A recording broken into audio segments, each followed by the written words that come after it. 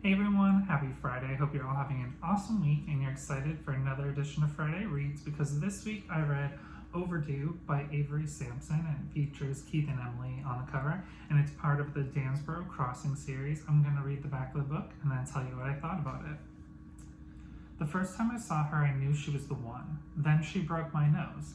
She started a war, one that would last through our childhood.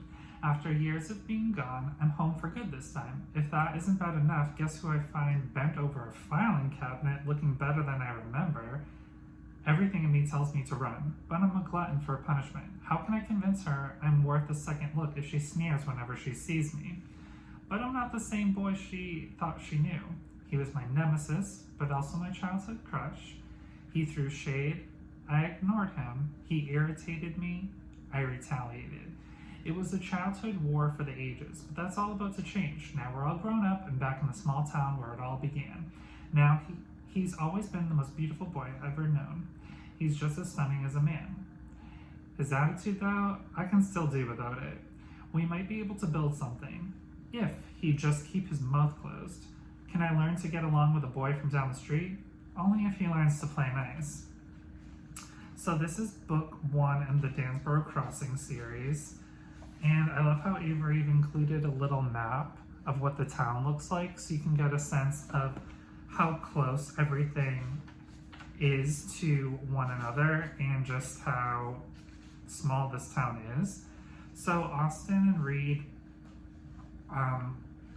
grew up together. They lived down the street from one another. Their lives both go in separate places, and then all these years later, now that they're grown adults, they're back in the same town. And for Austin, she is now the head librarian, and she says, but I didn't escape that small town. I'm now head librarian at the tiny library in the middle of downtown. Population 3,000, a little over 3,000, which that seems just wild to me, that small of a town. So then Reed sees that she is back, and then he has now moved back home as well, and he's taking care of his grandmother. They each have their own day jobs, and we're constantly going back and forth between moments from their childhood, reminiscing each of and then to the present, and kind of this love-hate aspect of where she can't stand him, but she's also very attracted to him. And he says, the harder I tried to get her to notice me, the more she ignored me. It drove me crazy. And then she says, if he continues to act the way he did throughout high school, I will continue to ignore him the way I always have. So there is this constant, affection of sorts and flirtations, but hatred, and then she says, what was it about the boy, now man, down the street that just seems to get so under my skin? So then finally, they kiss. And Austin's sister is really funny when she says this line.